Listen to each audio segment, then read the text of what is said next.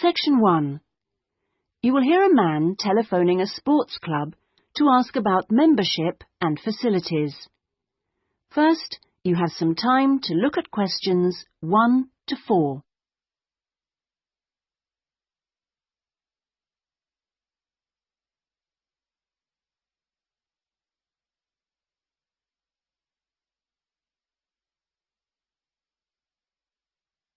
You will see that there is an example that has been done for you.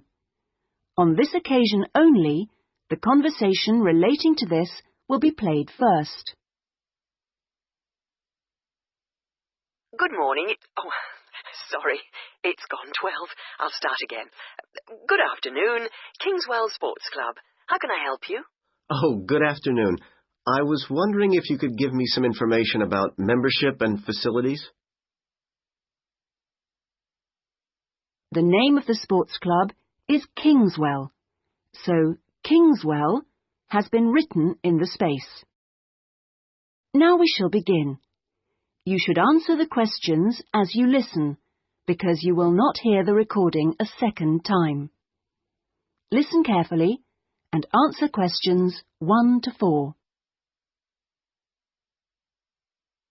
Good morning. Sorry, it's gone 12. I'll start again. Good afternoon, Kingswell Sports Club. How can I help you? Oh, good afternoon. I was wondering if you could give me some information about membership and facilities. Of course. What would you like to know? Do you have tennis courts, for example? No, I'm afraid we don't. We're primarily a golf club. What about football? I heard you had a team. No, I'm sorry. Perhaps you're thinking about Fresham Sports Centre. Oh, right. I know it. I've played badminton there. Have you? They've got a lot of facilities we don't have, and vice versa. We do have a Keep Fit studio, which is very popular with members, and then as well as that, there's swimming, of course. That's good. I like to swim every day. We have a range of classes, too. Do you have judo classes? I'm keen to learn. Well, at the moment, we offer kickboxing. We're planning to add judo and stretch classes soon. We're currently running a range of yoga classes, too. What about relaxing after exercise? I assume you have a restaurant or something? At the moment, we've got a salad bar, which is very popular. We'll also have a fully licensed restaurant by the end of the year. Sounds good. Before you hear the rest of the conversation, you have some time to look at questions 5 to 10.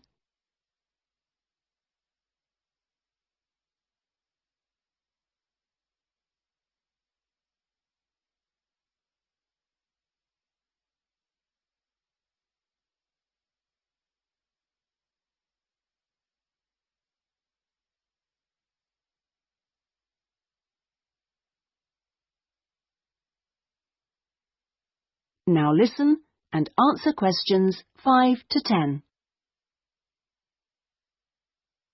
What kind of membership are you interested in? Not really sure. What are the options? Well, there are 3 different membership schemes. I see. What's the difference? Well, the first one's called Gold, and you can use all the facilities at any time of the day or week.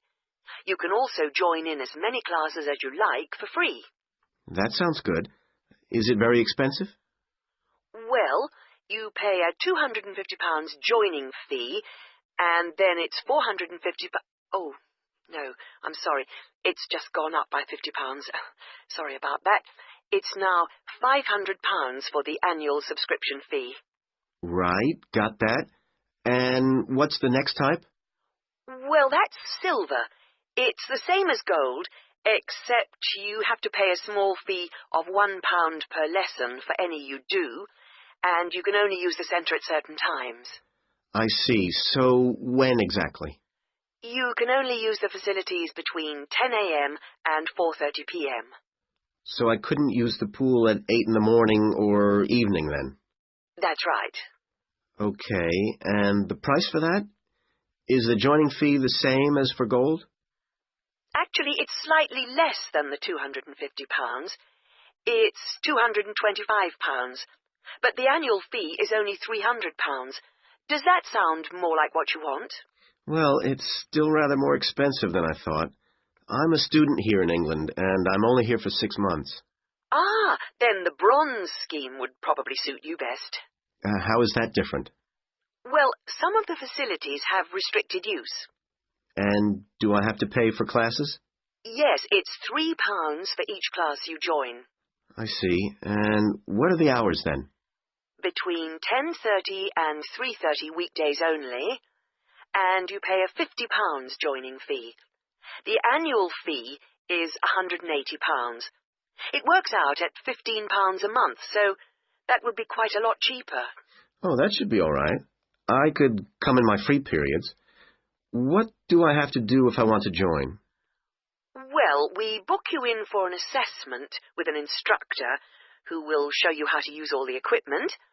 If you want to organise a trial session and look around the centre, you'll need to speak to David Kinchley. Could you spell that, please?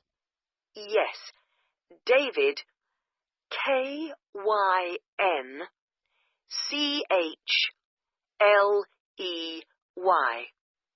I'll give you his direct line number. It's 0458 95311. Thanks.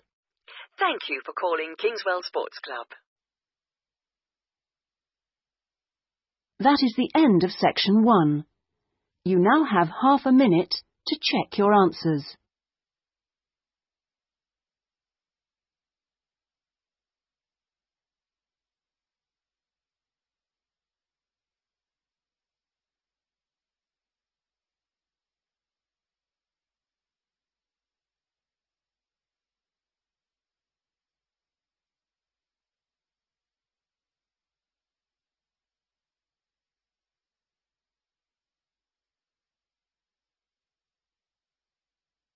Now turn to section 2. Section 2. You will hear a local radio broadcast about the Rivendell City Theatre. First, you have some time to look at questions 11 to 16.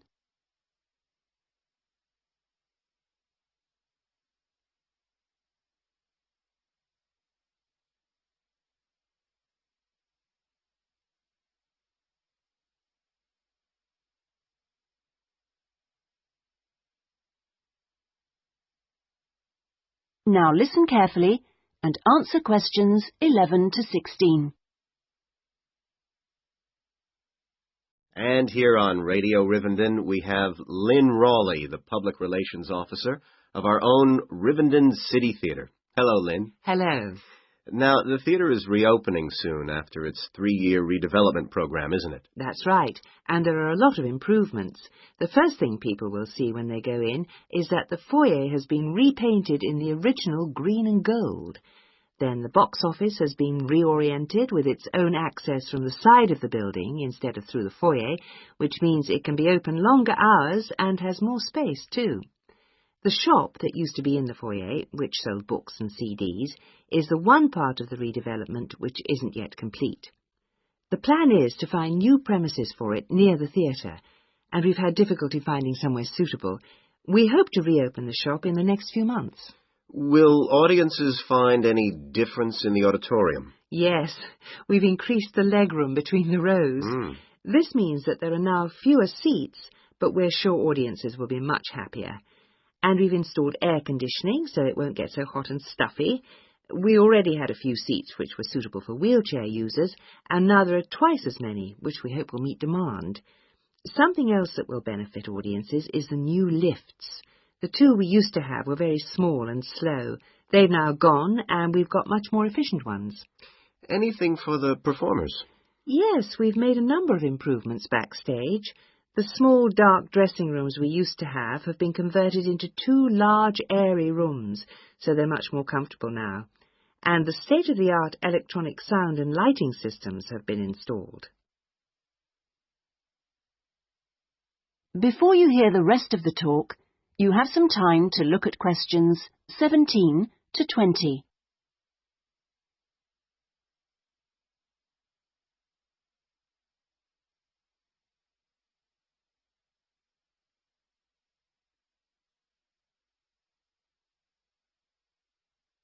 Now listen and answer questions 17 to 20. Okay, so what's the first play that audiences can see when the theatre reopens? We've got a very exciting production of Peter Shaffer's Royal Hunt of the Sun, which is currently touring the country. That starts on October the 13th and runs till the 19th. We're experimenting a bit with the time the curtain goes up. We used to start all our performances at 7:30, but that made it difficult for people to go home by public transport. So instead, we're beginning at 7, because at 9:45, when it finishes, there are still buses running. Tickets are already selling fast. The Friday and Saturday performances sold out almost immediately, and in fact now there are only tickets for Monday and Thursday. How much are they? We've introduced a simpler price structure. Ticket prices used to range from £6 to £30, but now they're all £18. They're available from the box office, in person, by phone, fax or post, or online. Okay, Lynn, now if you'd like to give the contact details for the theatre so that our listeners... That is the end of section 2. You now have half a minute to check your answers.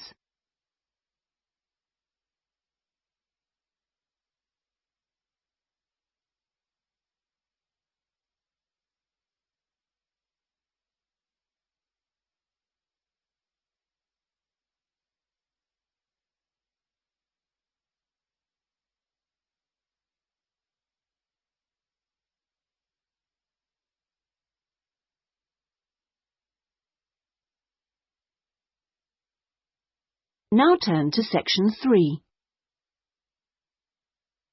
Section 3. You will hear a man inquiring about college courses.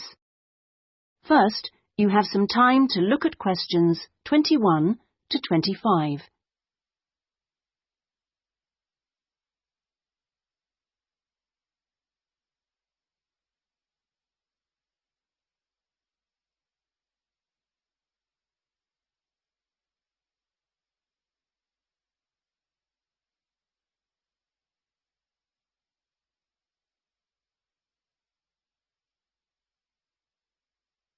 Now listen carefully and answer questions 21 to 25.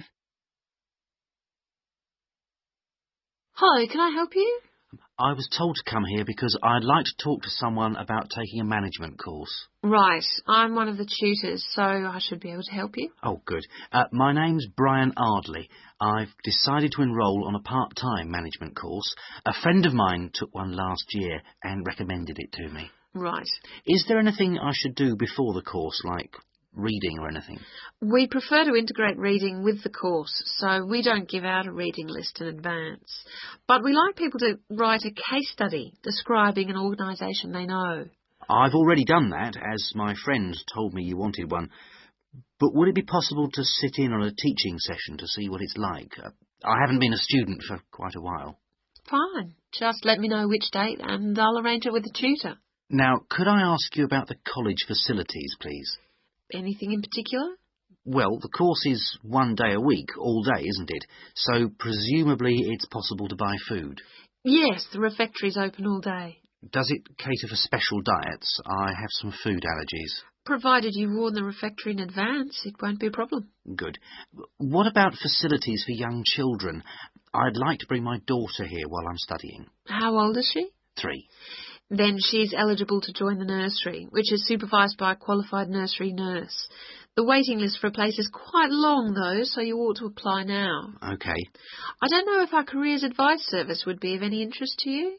Yes, it might help me decide how to develop my career after the course. The centre has a lot of reference materials and staff qualified to give guidance on a one-to-one basis. I noticed a fitness centre next to the college. Is that for students? It's open to everyone, but students pay an annual fee that's much less than the general public pay. And presumably the college library stocks newspapers and journals as well as books. Yes, and there's also an audio-visual room for viewing and listening to videos, cassettes and so on. Is there also access to computers? Yes, your tutor will need to arrange with the technical support team for you to get a password, so ask him or her about it when you start the course. OK. Before you hear the rest of the conversation, you have some time to look at questions 26 to 30.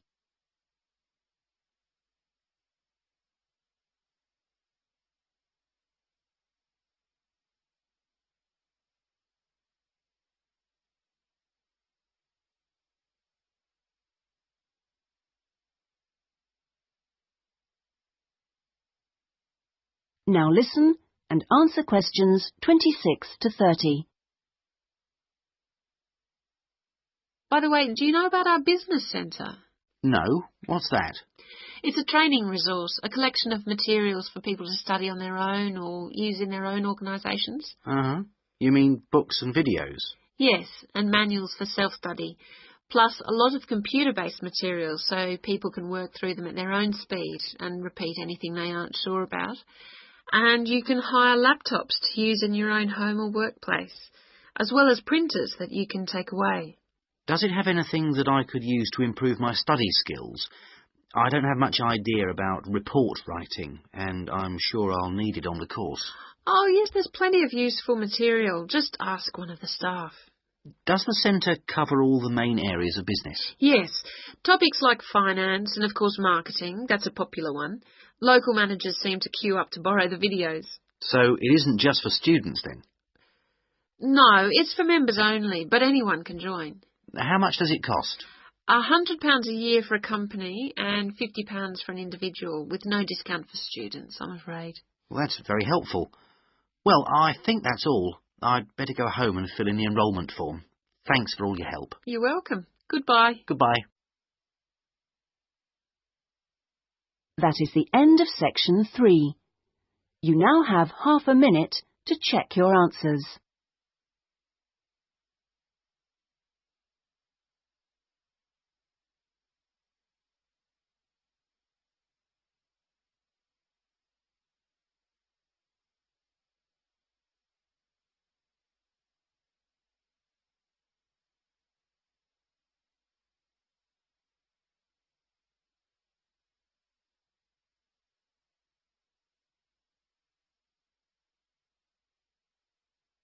Now turn to section 4. Section 4. You will hear a talk on a social history of the East End of London. First, you have some time to look at questions 31 to 40.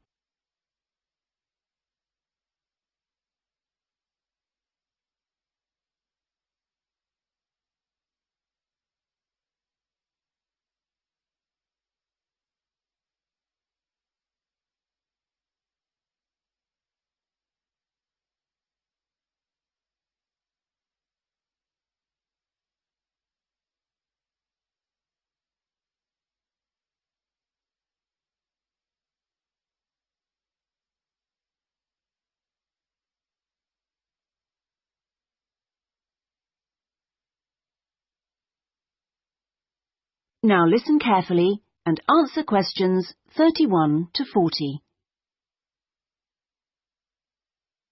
In the last few weeks, we've been looking at various aspects of the social history of London, and this morning we're continuing with a look at life in the area called the East End. I'll start with a brief history of the district and then focus on life in the first half of the 20th century. Back in the 1st to the 4th centuries AD, when the Romans controlled England, London grew into a town of 45,000 people, and what's now the East End, the area by the River Thames and along the road heading north-east from London to the coast, consisted of farmland with crops and livestock, which helped to feed that population. The Romans left in 410, at the beginning of the 5th century, and from then onwards, the country suffered a series of invasions by tribes from present-day Germany and Denmark, the Angles, Saxons and Jutes, many of whom settled in the East End. The technology they introduced meant that metal and leather goods were produced there for the first time, and as the East End was by the river, ships could transport goods between there and foreign markets. In the 11th century, in 1066 to be precise, the Normans conquered England, and during the next few centuries London became one of the most powerful and prosperous cities in Europe.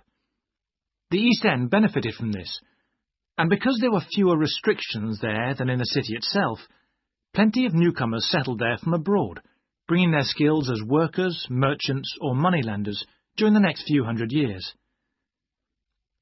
In the 16th century, the first dock was dug, where ships were constructed, eventually making the East End the focus of massive international trade. And in the late 16th century, when much of the rest of England was suffering economically, a lot of agricultural workers came to the East End to look for alternative work. In the 17th century, the East End was still a series of separate, semi-rural settlements. There was a shortage of accommodation, so marshland was drained and built on to house the large numbers of people now living there. By the 19th century, London was the busiest port in the world, and this became the main source of employment in the East End. Those who could afford to live in more pleasant surroundings moved out, and the area became one where the vast majority of people lived in extreme poverty and suffered from appalling sanitary conditions.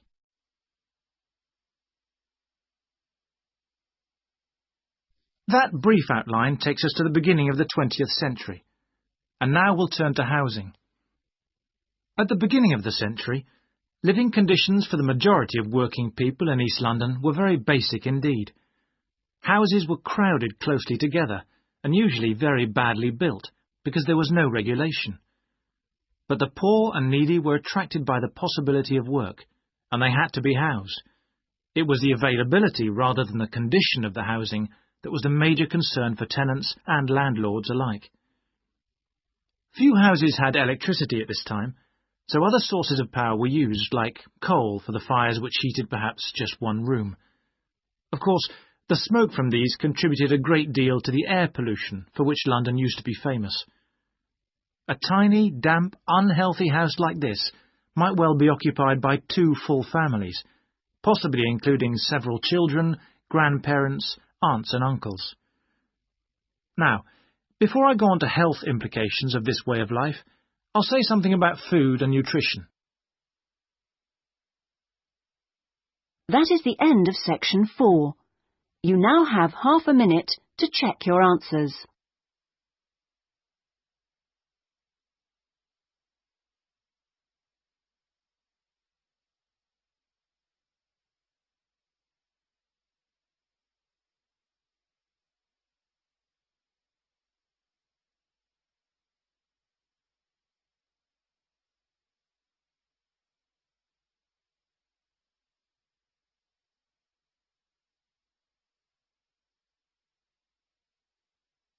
That is the end of the listening test.